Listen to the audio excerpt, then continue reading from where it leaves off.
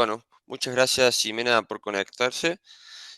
Bueno, ahora le damos la bienvenida a Ximena, que va a estar dándonos la reunión. Si querés, bueno, Ximena es licenciada y profesora en psicología, especializada en consumos problemáticos de sustancias y actualmente se desempeña en gabinetes psicopedagogos en nivel primario y secundario.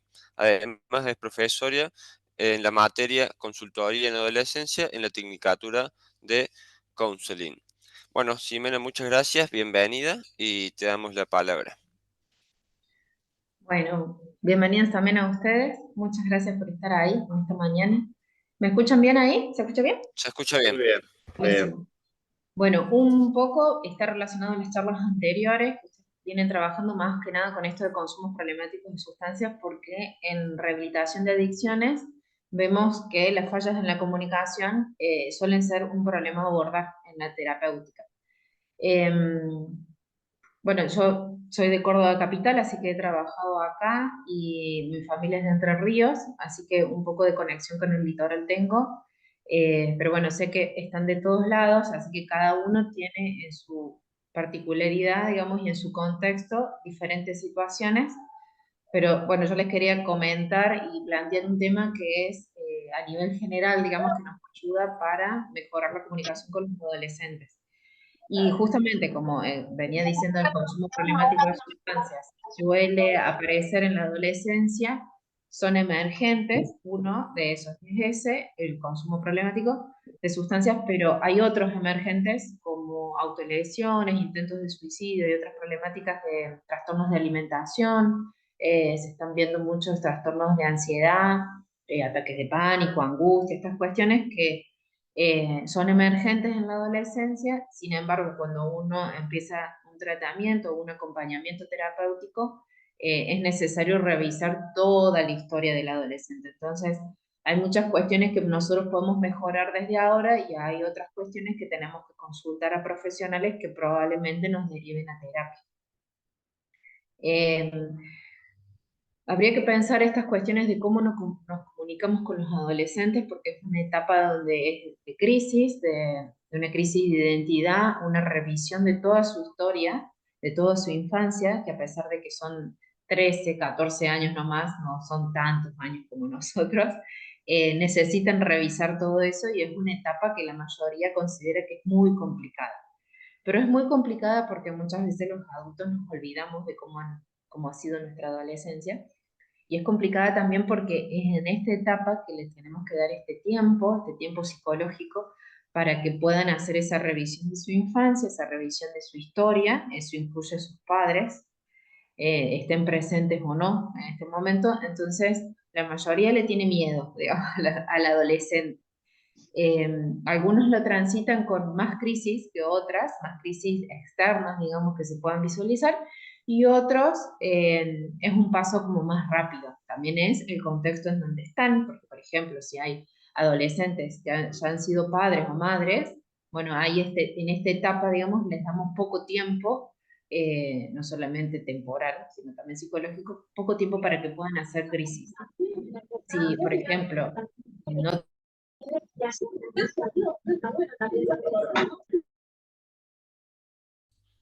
Estás muteada, Ximena. Ahí, Dani, no sé si muteaste a todos. Le muteaste a No, Ximena. no, se mutea.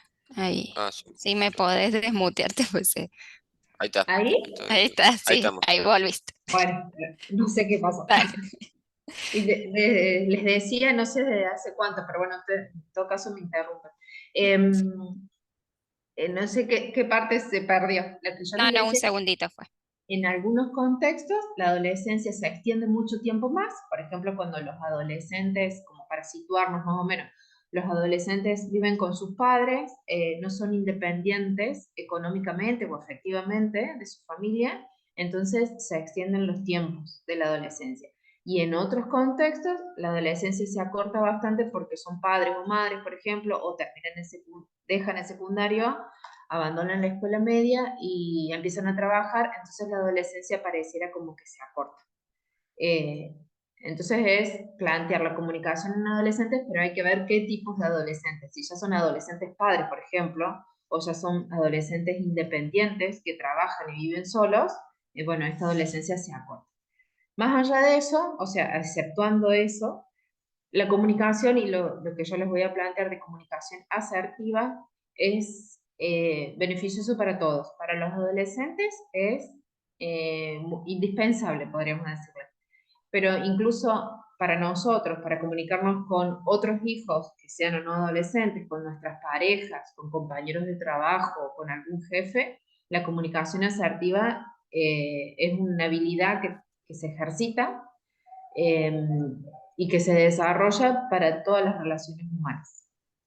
¿Vamos bien hasta ahí? ¿Se escucha bien? ¿Se entiende? Si no, en el chat vayan poniendo preguntitas y después las vamos leyendo. Y si no, Dani, vos me interrumpís de otra vez. Sí, Eh, gracias. es un ejercicio, o sea que podemos ser poco hábiles hoy en comunicación asertiva o no saber qué significa comunicación asertiva, pero esto se va promoviendo, se va generando espacios de diálogo y la comunicación va mejorando. Entonces, es una habilidad, es músculo, hay que ejercitarlo y así se desarrolla. No queda otra que ejercitarlo. Ahora, ¿qué es ser asertivo?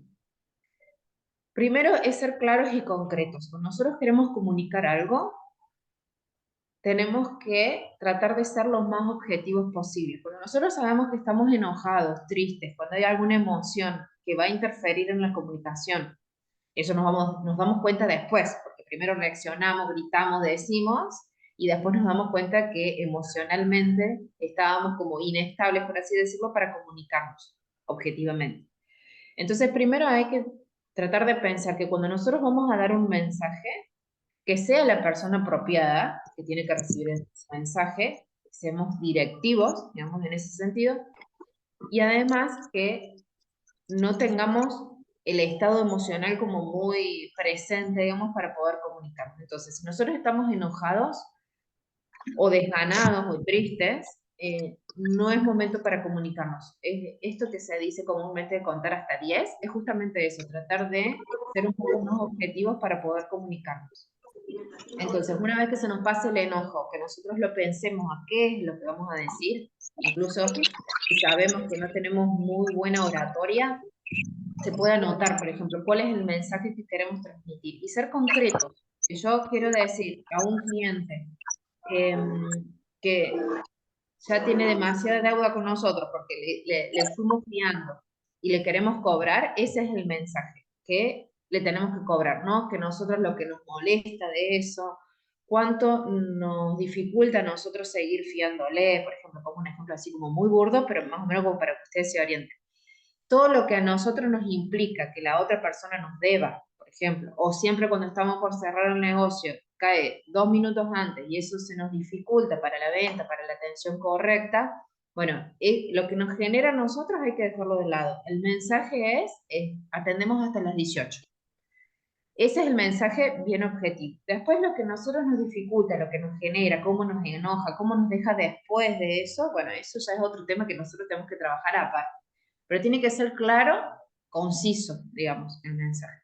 Y con los adolescentes más todavía, porque ellos necesitan límites y los límites tienen que ser muy claros. Entonces en esta oportunidad no te voy a dejar salir con tus amigos. ¿Sí? Después podemos analizar si la medida que nosotros tomamos no era la adecuada, si no era en el momento adecuado eso, o si la comunicación no estuvo bien dada, digamos, en ese momento, si nosotros lo dijimos con enojo, por ejemplo. Entonces, al ser concretos, de que el mensaje sea claro, no queda la posibilidad de que diga, ah, pero yo pensé que otra cosa, ah, yo me había imaginado, yo supuse. Digamos, esto de lo que nosotros suponemos en una comunicación es como el peor ruido, digamos, en la comunicación, es como la peor interferencia. Lo que uno supone que el otro está pensando o uno supone lo que el otro está sintiendo. Entonces hay que dejar de suponer y decir, por esta situación yo me enojé y como consecuencia pongo este límite que es no vas a salir, por ejemplo, el fin de semana, ¿sí? Y en eso de ser concisos y concretos hace que seamos mucho más breves, que no estemos debatiendo lo que nosotros queremos comunicar. Cuando nosotros queremos comunicar un mensaje, no se debate, no es si a mí me parece, si cómo le queda al otro, cómo lo consideramos, si estuvo bien, si estuvo mal. No, el mensaje tiene que ser conciso. Yo hasta esta hora te atiendo el teléfono. después ya apago el teléfono. Entonces, el mensaje es breve y es conciso y es difícil de que haya muchas interferencias o malinterpretaciones, porque uno interpreta de que no, que sí me iba a atender, pero un ratito después, o que una vez que me dijo que no me hablaba más, después sí me atiende. Entonces, con esto de la comunicación va muy ligado a la forma en que uno pone los límites. En la adolescencia es muy necesario eso. Que el límite tiene que ser sostenido y si no se cumple ese límite, tiene que haber una consecuencia. Pero somos nosotros los que tenemos que pensar muy bien lo que vamos a decir, porque lo que nosotros decimos lo tenemos que sostener. Y eso genera confianza en los otros, porque si uno es claro en el mensaje y lo sostiene, por más que después digamos, ay, la que me mandé, ¿por qué dije eso? ¿Cómo voy a decirlo así? ¿O estuve equivocado? Bueno, es saber decir, me equivoqué en esto, se pide disculpas y se vuelve a revisar lo que uno dijo. Y en base a eso genera confianza en los otros porque nos ven como personas coherentes. Y más los adolescentes y los niños en esta vida y en este año, digamos, donde hay muchos mensajes contradictorios, donde hay muchas promesas que no se cumplen, eh, donde hay muchos mensajes que son como desorganizadores de la vida cotidiana. Entonces, que nosotros seamos coherentes entre lo que decimos, lo que comunicamos y lo que hacemos, hace que las otras personas nos crean. Entonces, la próxima vez que nosotros decimos algo y lo prometemos, nos volvemos personas más coherentes y más confiables, ¿sí? Al ser más coherentes entre lo que decimos y lo que hacemos, incluso hay que pensar cuando uno comunica que lo que está diciendo, el mensaje que está diciendo, está relacionado y va de la mano con lo que uno está expresando a nivel corporal. Porque muchas veces estamos irritados y nosotros decimos un mensaje a los gritos cuando en realidad si el mensaje lo decimos tranquilos, pero la expresión corporal no acompaña y ese mensaje como que se cae. Si nosotros queremos generar confianza en los adolescentes, o en cualquier otra persona, pero estamos cruzados de brazos, tenemos una postura que le estamos hablando como de forma vertical, que la persona está sentada y nosotros le hablamos de arriba y gesticulamos mucho, le invadimos el espacio personal, o sea, estamos una persona que no conocemos, nosotros lo tocamos o nos acercamos demasiado, la otra persona lo puede tomar como que estamos enojados o que lo estamos retando. Entonces, invadiéndole el espacio personal, o si estamos cruzados de brazos, o si queremos escuchar a alguien, pero no tenemos la apertura corporal de, de contención, digamos, de escucha activa, y la otra persona no va a creer ni en lo que decimos, ni tampoco se va a animar a contarnos, ¿sí? Entonces, esto de que seamos coherentes, bueno, volvamos a lo que decía antes, esto entre ser coherentes y ser claros en lo que decimos, y además acompañar con la postura corporal, hace que el mensaje llegue un poco mejor. Obviamente que lo que nosotros decimos puede ser que la otra persona no lo interprete, por más que nosotros hagamos todo bien, nos saquemos un 10 en comunicación y la otra persona tiene dificultades ella o él para recibir el mensaje. Bueno, eso ya no es problema nuestro, pero nosotros estamos siendo asertivos. Asertivos es esto, de ser concretos, ser claros, y lo que nosotros decimos acompaña lo que hacemos, ¿sí? En el mismo momento de comunicarnos con nuestras posturas, ¿sí? Si nosotros estamos cruzados de brazos, si tenemos cara de enojados, y es poco probable que la gente se nos acerque a hablar, ¿no? Y si nosotros hablamos de esa manera, y es poco probable que las otras personas lo reciban bien. En los adolescentes, lo importante de esto es que si nosotros reconocemos de que fallamos en alguna otra oportunidad y que estamos trabajando sobre la forma de comunicarnos, eso genera mejor autoestima en ellos, porque hace que se sientan escuchados y y que siempre tienen la posibilidad de decir algo que les está pasando. Para eso hay que estar atentos, por eso hay que como que ejercitar la escucha. Y hay que decirle, por más que yo esté ocupado, por más que nunca esté, pero cuando vos necesites algo, como ser muy claros, cuando necesites algo, avísame y nos sentamos a hablar o nos llamamos por teléfono, ¿sí?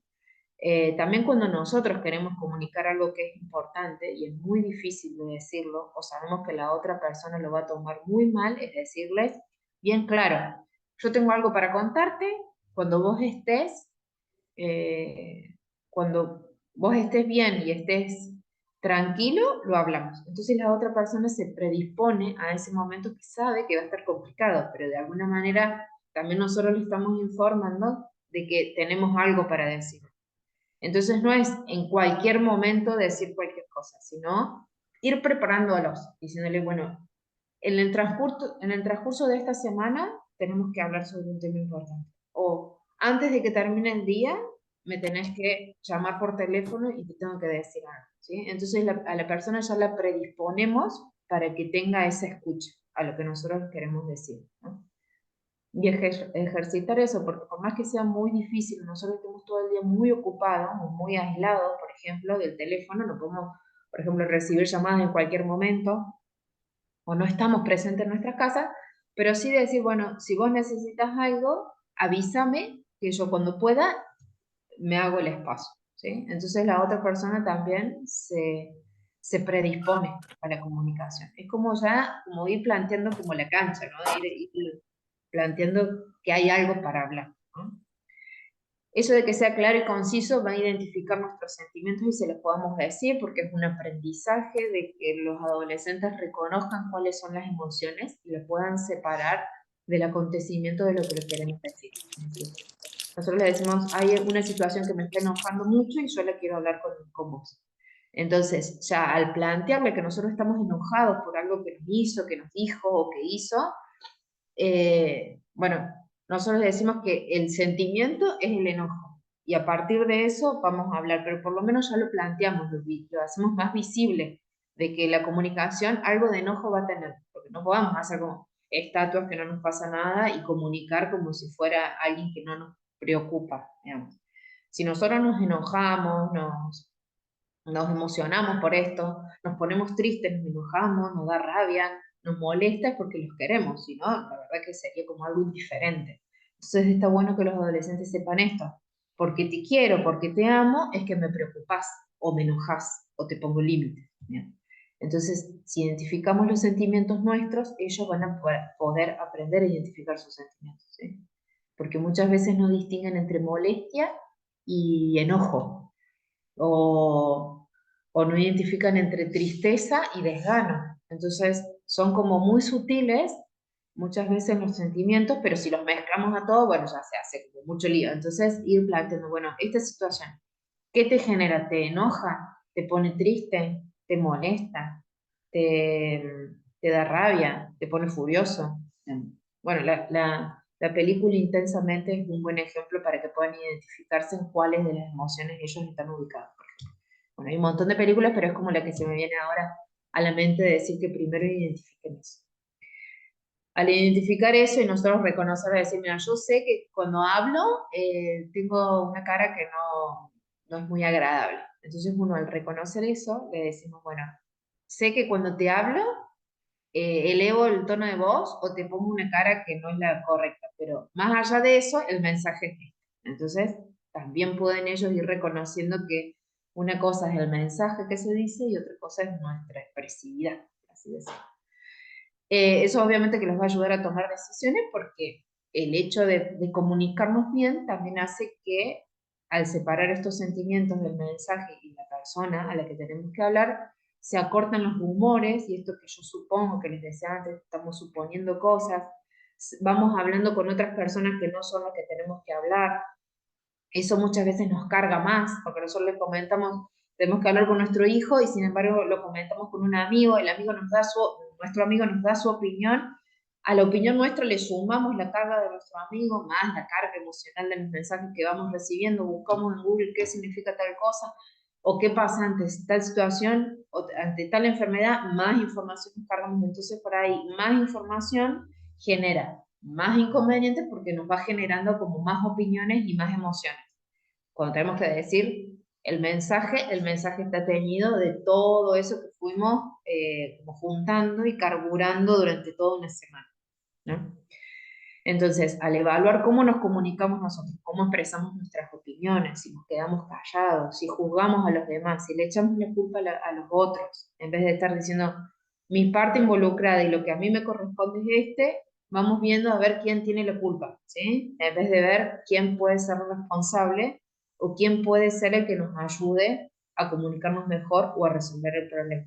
Entonces, entre la comunicación asertiva está en el medio, obviamente, de ser pasivo, de no decir nada, de acumular, acumular, acumular, acumular, hasta que uno explota, porque en algún momento va a explotar, o termina diciendo las cosas de mala manera, o nos enfermamos, ya va a lo corporal, y decir las cosas enojadas. Entonces, la comunicación asertiva hace que, por más que nosotros sabemos que en algunos momentos no decimos nada, porque si respondemos en esos momentos vamos a fundir todo, vamos a explotar o vamos a renunciar, nos vamos a ir de la casa, vamos a armar un bolso, a este enojo, digamos, que es ya el incendio, digamos. Entonces la comunicación asertiva tiene que ir entre esos dos polos, entre no decir nada y decir todo de mala manera.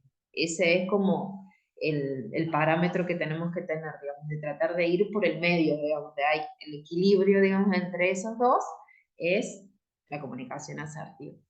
Hay que aprender a decir que no, por más que muchas veces nos duele a nosotros o porque sabemos que a los otros les va a caer mal. El no es no y no se negocia. Si nosotros nos jugamos por decir no a algo o a alguien, hay que sostenerlo en el tiempo porque si no, no vamos a ser coherentes. Y el no implica muchas veces decir, bueno, yo no voy a hacer esto, o no te voy a decir esto, o no voy a permitir esto, no sé, depende del caso que ustedes tengan, y habilite otras cosas. No es decir, no te hablo nunca más.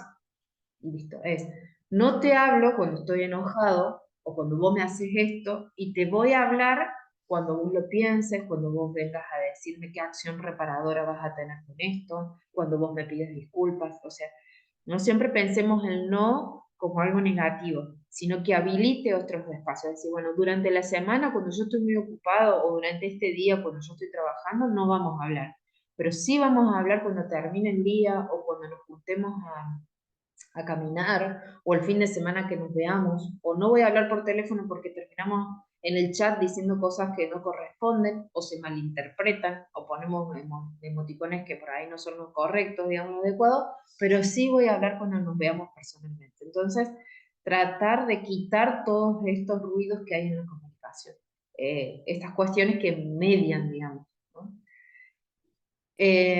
Cuando nosotros nos expresamos, lo recomendable es que primero pensemos qué queremos decir, porque muchas veces con esto de las emociones tenemos un montón de cosas que decir, pero porque fuimos acumulando. Entonces, practicar el mensaje, esto que les decía yo, de ensayarlo con otra persona frente al espejo, o escribirlo para ser más concretos. Y cuando planteamos una situación donde nosotros creemos que la culpa, la responsabilidad lo tiene el otro, darles el ejemplo a los adolescentes de decir, bueno, la falla la tuvieron ellos porque ellos no cumplieron un límite que nosotros le pusimos, o no cumplieron un horario, por ejemplo, le pedimos algo y no lo hicieron, la pieza sigue toda despelotada, perdón por la expresión, pero es un lío, es un caos la pieza, hace un mes que le dije que lo ordene y no lo hizo. Bueno, la culpa o la responsabilidad la asumimos que la tienen ellos, supongamos, aunque la pieza de los adolescentes es parte de la casa, ¿no? Y la casa no la manejan los adolescentes, la manejamos los adultos, los que pagan los impuestos, si lo quieren ver de esa forma. Entonces es la pieza del adolescente, el espacio del adolescente está dentro de la casa. Y la casa tiene que tener normas comunes para todos, incluidos los adultos también, que los tienen que cumplir. Entonces, supongamos que eso es un error, que la culpa la tuvo el adolescente. En una comunicación asertiva lo que tenemos que hacer es, bueno, tu responsabilidad es ordenar tu espacio o esto que te pedí, o no sé, o estudiar para esa prueba. Y tratar de involucrarnos nosotros en ese problema que nosotros consideramos que es del adolescente. Es decir, bueno, yo en este problema que es tuyo voy a tratar de acompañarte de esta manera, ¿sí? Entonces, al nosotros involucrarnos, no es tan pesado para el adolescente resolverlo él solo, sino que sabe que nosotros le estamos acompañando y que la solución la encontramos entre todos, porque nosotros también tenemos que pensarlo de la misma manera. Solos no vamos a poder resolver ningún problema. En algunas ocasiones es fácil, lo resolvemos y ya está, pero lo resolvemos en base a qué? A nuestro análisis, a información que buscamos o a personas que pedimos que nos ayuden. Pero solos no estamos, digamos, somos seres sociales y de alguna manera nuestra historia, por ejemplo, por más que sea una historia propia, ha involucrado un montón de personas que nos ayudaron en su momento o no nos ayudaron a que nosotros hoy podamos resolver el problema, pero siempre estamos en conexión con otros. Entonces no es dejarlo al adolescente solo, de que él lo resuelva solo, por más que el problema lo haya generado él, pero la resolución es de todos. Entonces si nosotros nos involucramos, se va a sentir mejor en el acompañamiento, ¿no? ¿Van bien por ahora? ¿Voy muy rápido? ¿Están muy perdidos? Excelente, Ah, Sime. bien. Ahí como para decirles, invitamos a que dejen consultas respecto a esto, lo que está hablando Sime en el chat, así los vamos leyendo y vamos resolviendo. Y de todo lo que estabas comentando, por ahí a mí en particular, lo que más me cuesta es esto de que decías de sostener el límite, ¿no? El, al estar todo el día, digamos, trabajando o haciendo, cuando le ponemos un límite, bueno, ahora no vas a usar la tablet, en mi caso. Y después viene de nuevo, ¿puedo usar la tablet? Y bueno, ya sí, úsala. Entonces ahí como eso, poder mantener y sostener ese límite y hace que, como decías vos, que no confundamos en la comunicación o que sea más confiable lo que decimos. Sí, generalmente este inconveniente para sostener el límite es que al límite no lo pensamos mucho antes de ponerlo, lo ponemos o con enojo o cuando ya la situación ya se fue de las manos. Entonces, cuando nosotros la próxima vez que pongamos un límite, pensemos cómo vamos a responder cuando se quiera transgredir ese límite en un momento que estemos muy cansados. Porque eh, al, le dicen picasesos a los chicos, pero es esto de estar todo el tiempo preguntando lo mismo, porque ellos tienen todo el día para estar viendo a ver cuándo nosotros fallamos, ¿sí? O cuándo aflojamos. Y tienen mucha habilidad porque están desde que viven con nosotros, si es que nacieron, digamos, con nosotros, desde los 0 años están viendo dónde está la grieta, digamos, Mm. el espacio para escabullirse por ahí. Entonces, cuando nosotros pensemos el límite, digamos, bueno, si nosotros le decimos que no a esto, nos imaginemos en la peor situación, donde nos están llamando por teléfono, donde nos acaba de llegar la factura de la luz, donde ese día no, justo se nos terminó no sé, la materia prima para hacer la comida. Viene el vecino y me dice que por favor le Muy preste bien, algo. Marcelo, te Bueno, lo sonaba. en la peor situación nos tenemos que imaginar cómo vamos a hacer Está para, así, estoy bien, decimos mira, que no, sonaba. o que sí, a ese límite, ¿No vino, no? seguir con ese límite. A ver, esperen que Ahí me está. ahí está. Me desconcentro muy fácil yo. Entonces, nos imaginemos, cuando la próxima vez tenemos que decir que no, nos imaginemos en esta situación como extrema, o en el peor momento del día, digamos, con el peor cansancio, digamos, cómo vamos a hacer para seguir sosteniendo ese no. Y ahí vamos a ver que muchas veces los límites los ponemos como muy exagerados. Entonces, empezar por límites pequeños. Y ahí vamos a poder ir incorporándolo un poco más, digamos, de restricción. Pero también es plantearle, a partir de ahora, nosotros decimos, siempre usaste la tablet o siempre te presto mi celular y después terminas viendo un video y me vas diciendo un poquito más, un ratito más, un ratito más. ¿Sí? Como siempre extender un poquito más. Entonces ellos van avanzando y nosotros vamos a retrocediendo en el límite. Entonces plantearlo, bueno, a partir de ahora, revisando cómo venimos y en base a todo lo que vivimos, vamos a plantear unos nuevos límites o unas nuevas normas de la casa. Entonces, a partir de ese momento podemos volver a revisar los límites, porque si no van a aparecer, ah, pero ya, siempre me dijiste otra cosa o siempre hicimos de otra manera. Entonces, revisar nuestra historia en la comunicación, cómo nos hemos comunicado, cómo hemos puesto límites, por ejemplo, que es el ejemplo que ustedes traen. Eh, hasta este momento hemos funcionado así y no nos sirvió, o si nos sirvió, o qué cosas nos sirvieron. Y a partir de ahora va a ser de esta manera. Entonces, al hacer esa diferencia, es más fácil decir, bueno, vamos a analizar cómo venimos hasta hoy y a partir de hoy se cambia, se modifica, se intensifica, lo que sea. ¿Sí? Pero es como plantear eso, decir, bueno, hasta ahora y a partir de ahora. Lo que sí les quería comentar como que como para que quede claro en la comunicación, son 3C, que justo es de comunicación, que son 3 palabras, como para que a ustedes les quede así como más concreto. Son 3 palabras, que es confianza, claridad y control, que más o menos se lo estoy diciendo, pero bueno, son las 3C, que si nosotros nos acordamos de la C cada vez que queremos decir algo o queremos comunicar algo, son los 3 ingredientes, digamos, que no deben faltar en la comunicación. Si nosotros no generamos primero un espacio de confianza, o sea, si no sabemos escuchar, tampoco vamos a saber hablar.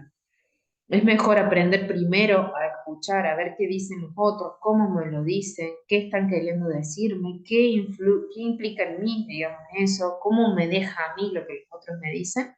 En esa escucha, que es escucha activa, es decir, bueno, estoy haciendo algo, pero que el otro reconozca y sepa de que yo lo estoy escuchando, por más que estoy mirando para otro lado.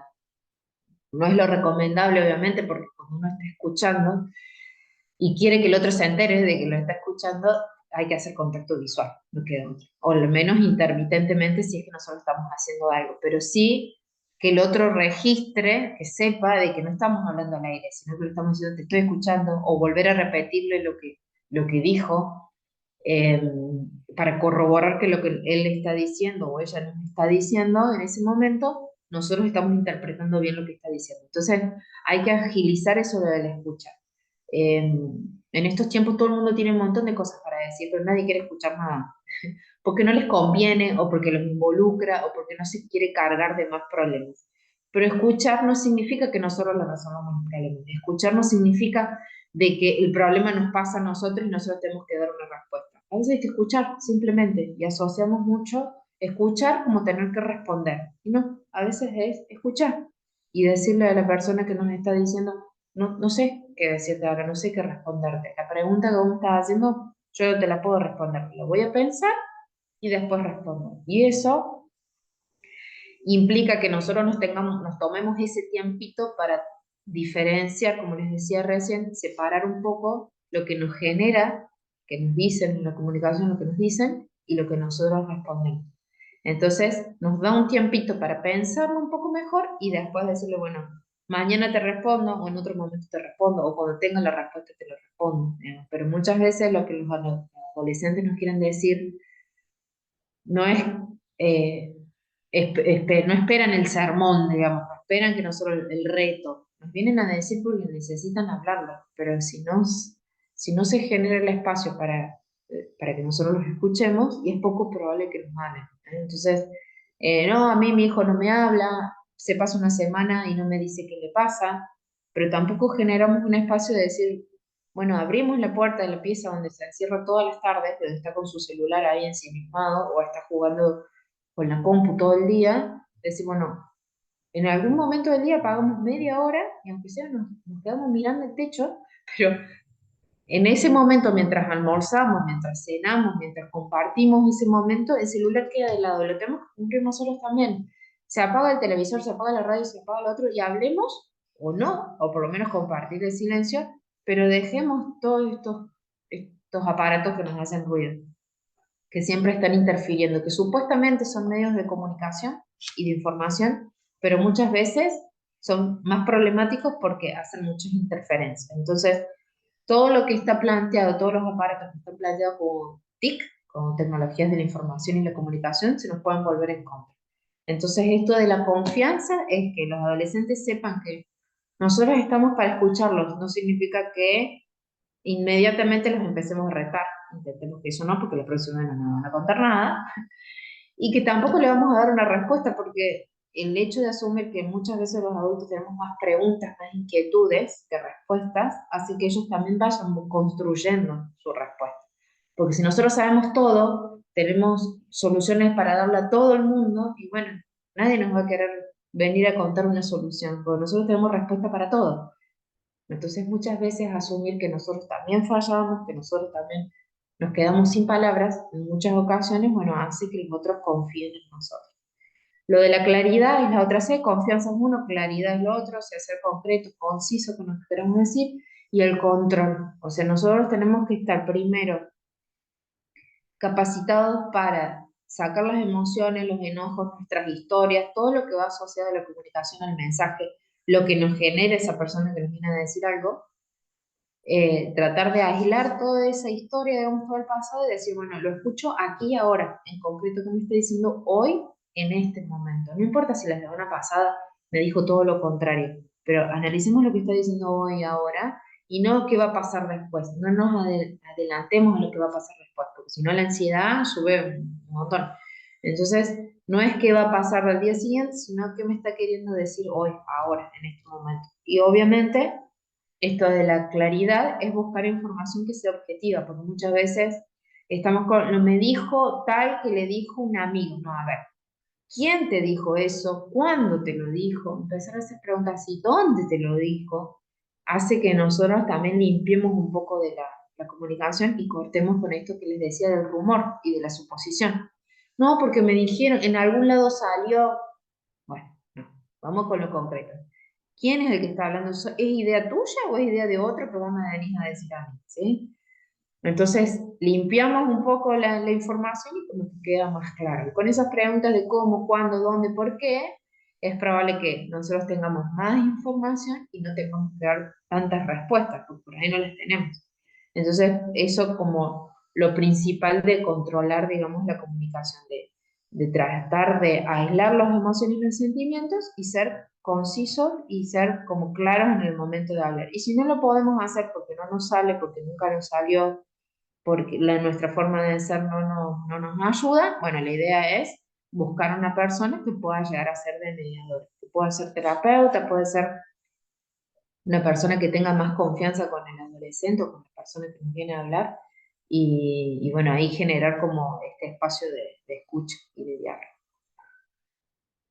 Bueno, preguntas, dudas, comentarios. Ahí en el chat, sí me pregunta Silvina, ¿cómo ayudarlos a que salgan más, a que tengan más relación con sus pares? Bueno, habría que ver por qué no sociabilizan, digamos. Sacando los trastornos, que hay trastornos ya diagnósticos, digamos, y tratamientos para eso, habría que ver cuál es la actividad que hace eh, que no sociabiliza, digamos. Puede ser algo temporal y que no sea problemático, pero puede ser además porque las características personales no coinciden con lo que socialmente está bien visto, digamos, con lo que socialmente se espera de los adolescentes, porque tienen mucha presión.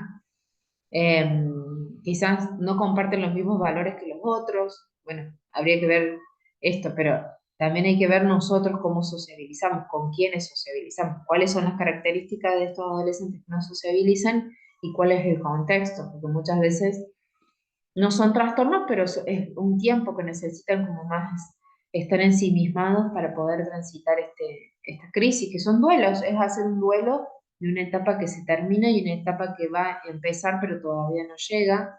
Entonces, esta transición obviamente que eh, es difícil porque están entre medio de, son chicos para algunas cosas y son grandes para otras. Y nosotros siempre estamos diciendo, para tal cosa te querés hacer el grande y sin embargo me estás pidiendo cosas de grande. Bueno, entonces esta transición es muy complicada para ellos. Y uno de los factores, habría que ver el caso en particular, ¿no? Pero uno de los factores puede ser que no coincidan los valores familiares y personales que tiene con el grupo de padres que en el contexto donde está. Habría que ver la parte positiva. ¿Qué le gusta hacer? Y que vaya por ese lado, que pueda hacer cursos, capacitación, grupo o que pueda frecuentar algunos lugares donde se hacen cosas o se escuchan cosas que a ese adolescente le gusta, en vez de ver esto de que no se relaciona con sus amigos, sí, qué es lo que sí les gusta hacer y tratar de orientarlos en eso para que puedan desarrollar más sus habilidades, para qué es bueno, cuáles son sus fortalezas, no tanto las debilidades que tienen. Supongamos que la debilidad es que no se relaciona con su grupo de pares, bueno, ¿y cuáles son las fortalezas de esa persona? Y bueno, y buscar ayuda, obviamente, si es que hay que hacer como un diagnóstico.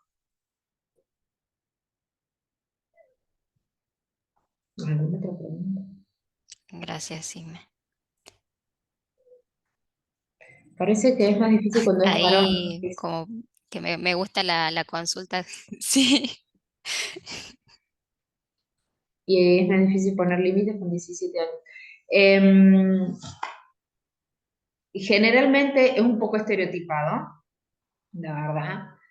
Por otro lado, es cómo las mujeres y los varones usamos el hemisferio derecho y izquierdo, que hay uno que está más orientado, digamos, el hemisferio a nivel cerebral, digamos. Van a ver de que es más probable que las mujeres estudien carreras que tengan que ver con sociales y humanidades, o sea, hay más probable que haya más mujeres en psicología que en ciencias exactas, por ejemplo, que hay más varones, profes de matemáticas, no sé, se me ocurre. En ingeniería electrónica es más probable que haya más varones que mujeres y en de derecho hay más mujeres. Es una cuestión un poco de hemisferio cerebral, izquierdo y derecho. Pero por el otro lado, lo bueno, lo positivo de los varones es que es más probable que sean más concretos y más claros, o por lo menos más concretos. Entonces, en vez de estar hablando media hora, capaz que dicen, no tengo ganas. ¿Por qué no tenés ganas? Porque no tengo ganas. Y uno empieza, bueno, lo que o la otra, la hija adolescente. Lo que pasa es que mi amiga me dijo que para este evento iba a estar tal, y entonces a mí lo que me pone nerviosa es que tal. Bueno, entonces muchas veces incentivamos más, y bueno, por organización, digamos, por ahí incentivamos más el diálogo y la apertura y expresar las emociones y los sentimientos de las mujeres, y a los varones, o por lo menos los que se identifican con el género masculino, no se les permite tanto esto, lo emocional. Entonces, después en la comunicación eso se ve, porque las mujeres entre medio de todo el discurso que nos están haciendo pueden llorar, gritar, reírse, ponerse nerviosas, y a los varones, si llegan a llorar en el medio de la comunicación, muchas veces no está habilitado expresar tanto las emociones. Entonces, también produce fallas en la comunicación porque esto de decir, no, así, sí, sí porque sí, y no porque no, en los varones y en las mujeres todo un rodeo a nivel discursivo.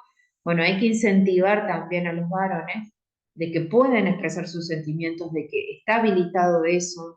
O sea, con el tiempo un poco nos hemos ido como ayornando un poco más, se les ha habilitado un poco más a los varones, pero esto no es común, por lo menos en Argentina, no está, y en estos contextos, digamos, vamos camino a que puedan expresarse emocionalmente, pero no es algo que está como, no estuvo y no está tampoco tan habilitado.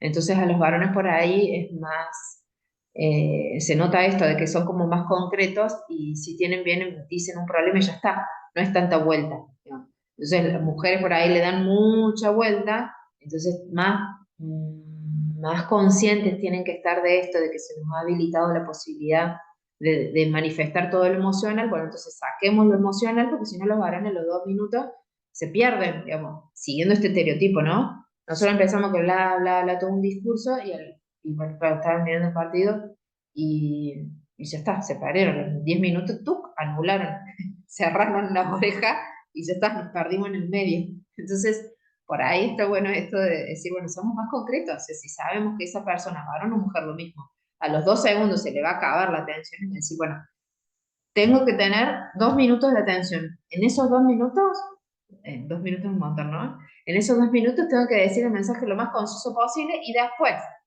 si tiene mucha paciencia, si no está mirando el partido, si no está tratando de hacer otra cosa más además de eso, bueno, puedo explayarme un poco más.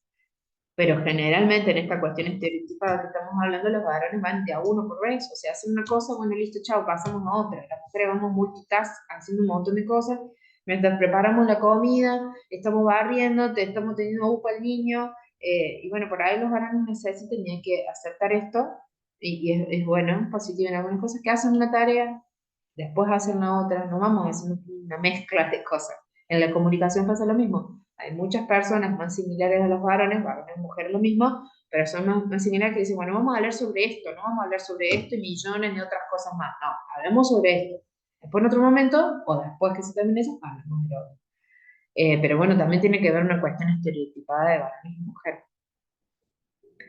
Em, bueno, acá sigo viendo ejemplos. Si tienen alguna pregunta de Andrea, que yo vengo a echar. Sí, ahí sí si te parece como que tiro esta Sí, consulta como para ir cerrando, que tiene que ver también con la comunicación, con la confianza y leyendo ahí la consulta de L, que a lo mejor va por ese lado. ¿Cómo, dice ella, cómo tenemos que proceder a ciertas cosas que uno no está preparado? Tengo una nena de 15 años.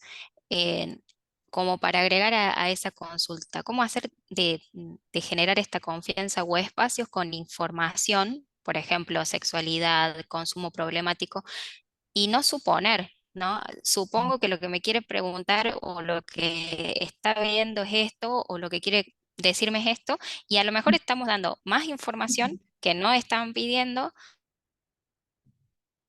sí. Bueno, con ESI, con educación sexual integral, Entonces, se ¿cómo corta se justo, logra, Vane. digamos, ese espacio, ¿no? Sí, sí, sí. Esto sirve mucho para niños, niños menores de 15, porque los adolescentes lo googlean y parece que tienen mucha más información que nosotros, ¿no? Entonces, por ahí volver a repreguntar algunas cosas que nosotros no estamos preparados para decir, a ver, ¿vos qué sabés de esto? Con un adolescente se puede hacer eso. ¿Qué sabes de esto? ¿Qué averiguaste de esto? ¿Qué opinan tus amigos, por ejemplo, de esto? Y ir a la fuente, decir, ¿de dónde sacaste eso? ¿Quién te lo dijo? Y decir, bueno, lo voy a averiguar. Es como no responder en el momento, porque muchas veces cuando uno quiere responder en el momento, responde en base a su historia, a lo que piensa, una opinión, o a un rumor, o al enojo, o a la emoción, digamos, del momento. Entonces decir, bueno, lo que vos me estás planteando es esto, a ver si, repetirlo, digamos, a ver si lo que vos me estás diciendo, yo te lo repito y te sentís identificado con eso, a ver si entendimos bien, o capaz que es otra cosa, nosotros entendimos mal por una falla en la comunicación. Y decir, bueno, si yo no lo sé, lo busco, como les decía antes. Si no estamos preparados o no opinamos lo mismo, le damos nuestra opinión. Y lo otro, hay cuestiones que por vivir con nosotros, o por ser adolescentes, o porque nosotros tenemos que, respondemos nosotros, o sea, si hay una cuestión legal que ellos hacen o dejan de hacer, respondemos los adultos. Entonces es, mientras hasta tengas 18 años o 16, depende para qué sea la cuestión legal, vas a tener que hacer de esta manera, que es lo que la ley indica. Si nosotros no podemos ponernos en autoridad, porque por un montón de cuestiones de historia familiar o historia personal, nosotros no somos autoridad para esos adolescentes, bueno, está la ley que nos ampara, digamos. Legalmente es esto, ¿no?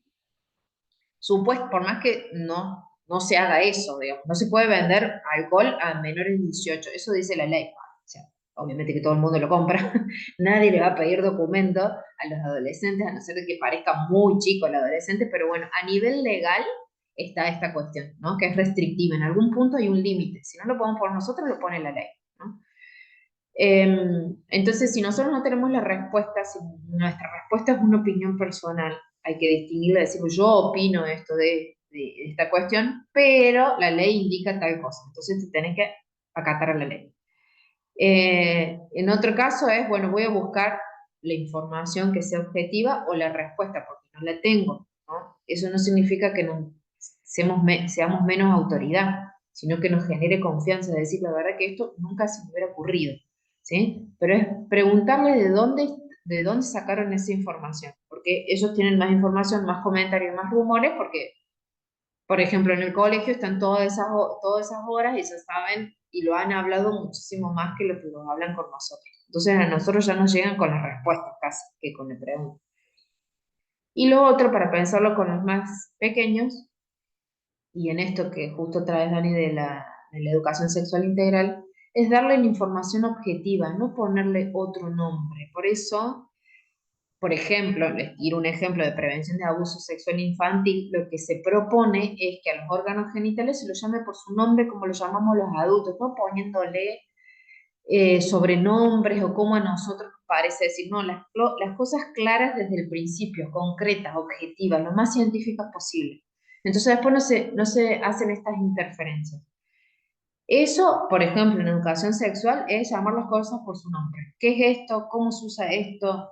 ¿Cómo se le llama? No de andar con medias tintas. Los adolescentes necesitan cosas concretas y los niños también, porque los vamos preparando para esa adolescencia.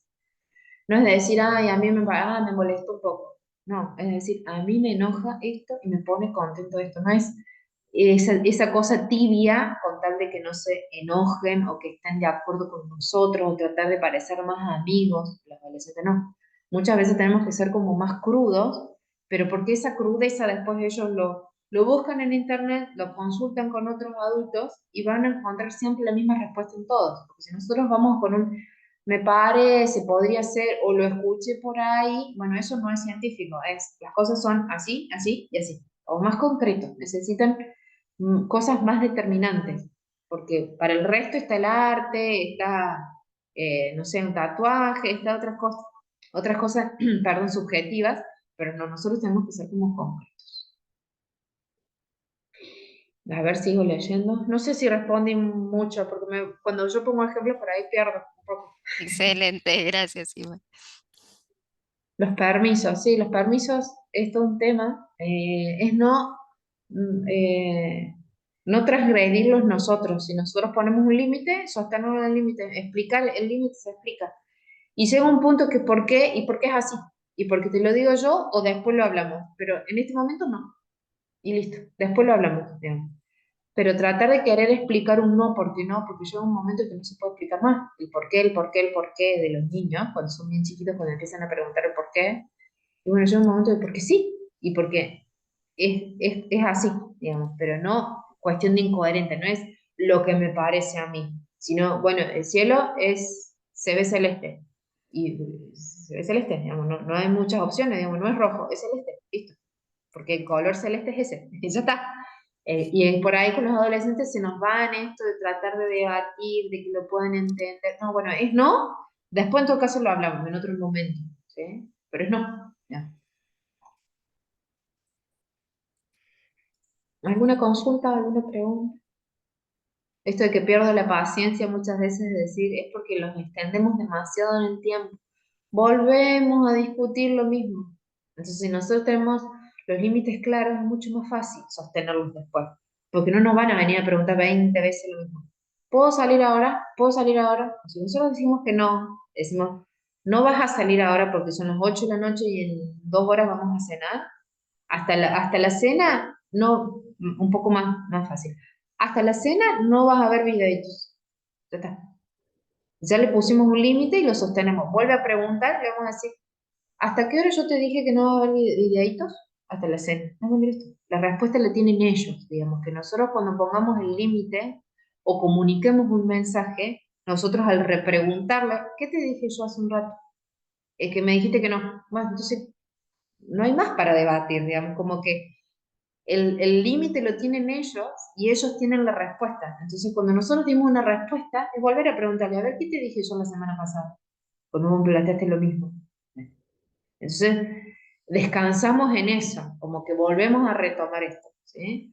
Y obviamente, bueno, acá viene otro apartado para otra charla más, pero es esto que les adelanté en un momento que se los mencioné, es las normas son para toda la casa o para todos los que viven ahí. Si la abuela viene a cuidar a los niños en la casa, o si está la empleada doméstica, o si se suma un primo o un tío los fines de semana, están dentro de las normas de la casa. Todos cumplen esas normas. Porque si no es, no, bueno, yo porque solamente estoy los fines de semana con mi papá, y en la casa de mi mamá pasa otra cosa. Bueno, es en la casa de tu mamá, pero acá, en la casa de tu papá, las normas son así. ¿En el colegio es otra cosa? Bueno, allá ellos, pero acá las normas son así. Entonces, eso hace de que los adultos seamos coherentes y entre los adultos no nos desautoricemos, porque mamá dice una cosa, pero la abuela me deja otra. No, entonces si antes de la cena no se come ninguna golosina, en esta casa en ningún momento, y eso lo tienen que saber todos los adultos, o al menos el que dé la golosina, que antes de la cena o antes de la comida no se come golosina. Ya está. Y se soluciona, porque si no estamos siempre repitiendo y repitiendo lo mismo, y es cansador. Para nosotros, bastante. Pero para los adolescentes es un aburrimiento, porque todo les genera como aburrimiento. Entonces, que las normas sean claras y que los adultos, por más que nos cueste un montón, sostenerlas. Si los padres viven juntos, o los que hacen de tutores, digamos, es ponerse de acuerdo. Entonces, cuando uno sabe que es medio débil para poner límite, le dice, pregúntale a tu papá o a tu mamá. Entonces, ese que tiene un poco más de autoridad, que le es más fácil poner límite, le pone el límite y ya está. Pero no nosotros desautorizar al otro. Si nos pusimos de acuerdo los adultos que las normas van a ser así, bueno, nos cueste un montón o no, todos los adultos tenemos que sostener eso en un tiempo, porque si no, entre nosotros nos desautorizamos y ahí perdemos.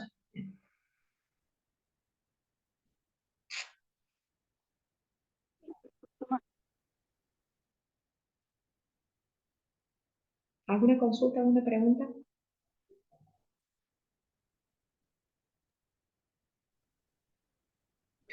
Bueno, esto de Elena es cierto, de que la etapa gesta, Ahí esto comentaron sobre eso.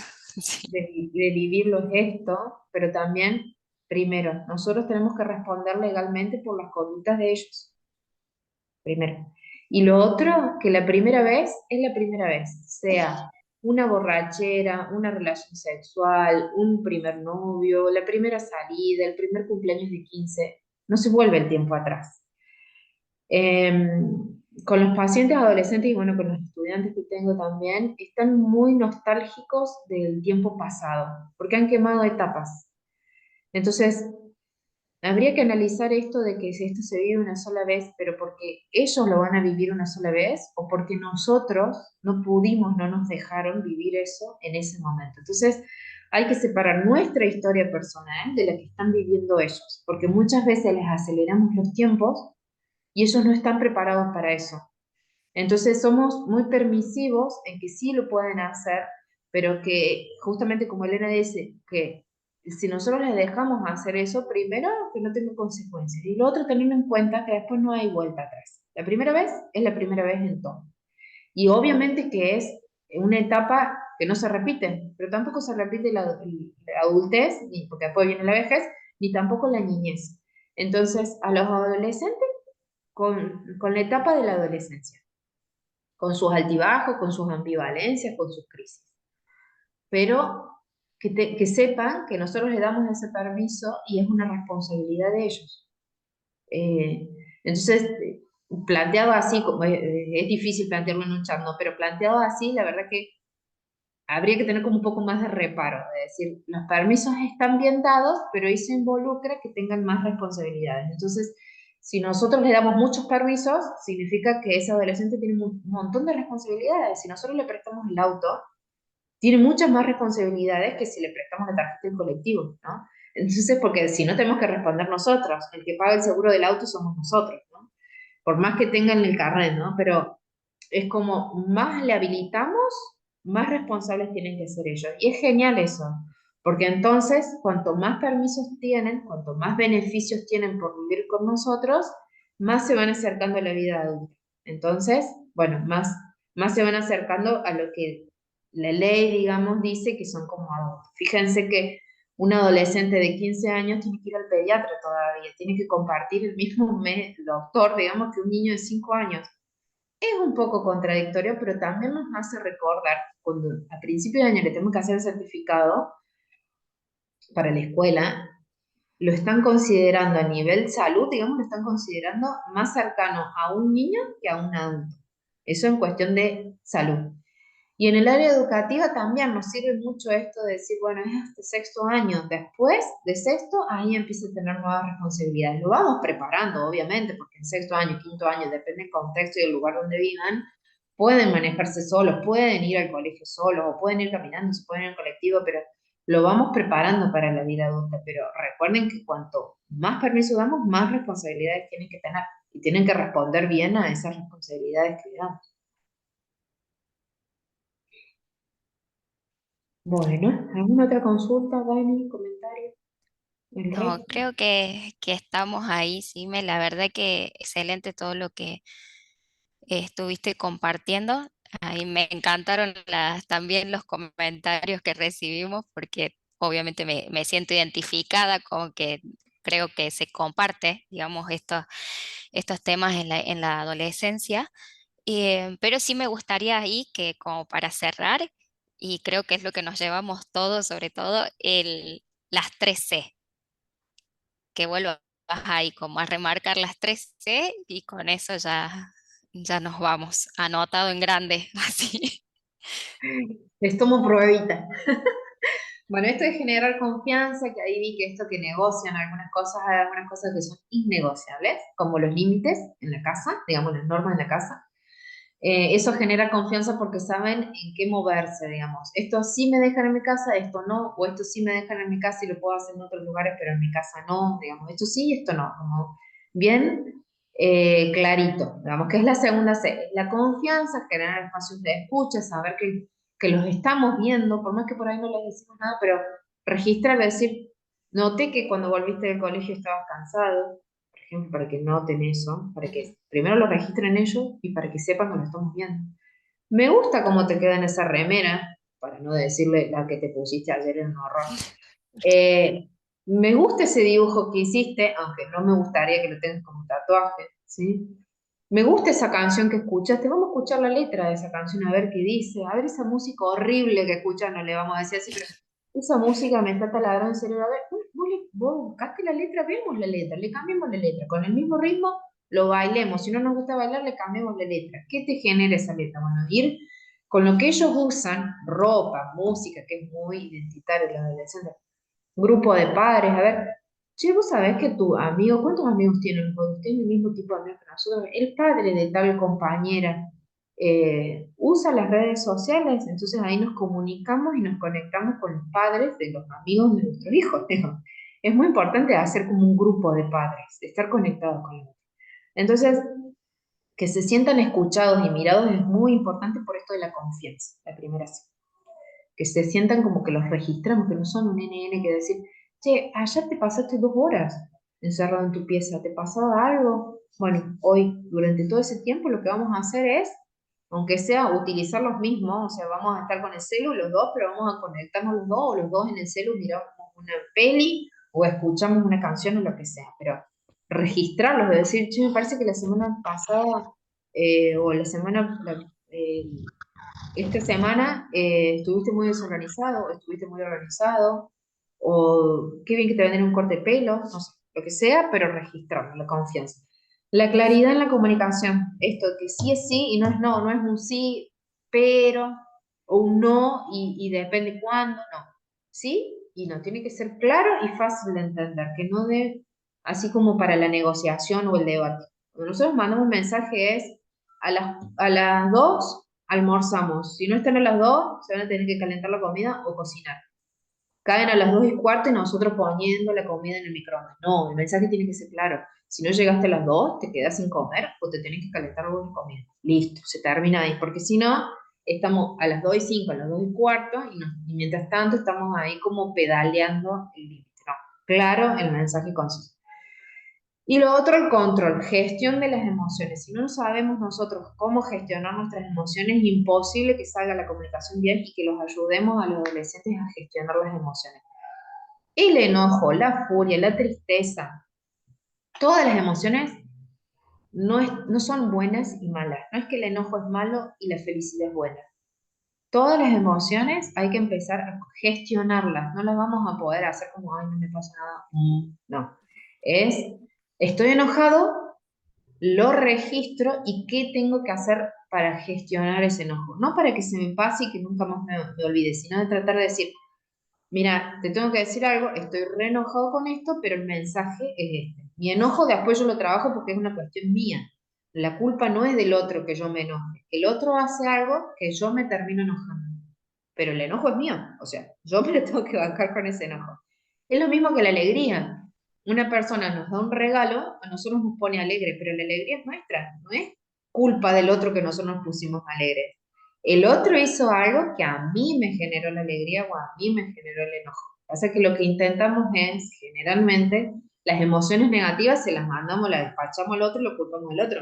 Pero en realidad las emociones son nuestras. Entonces, esto del control, que es la última C, es gestionar lo que a nosotros nos genera lo que los otros dicen hacer o piensan, ¿sí? Pero son nuestras las emociones.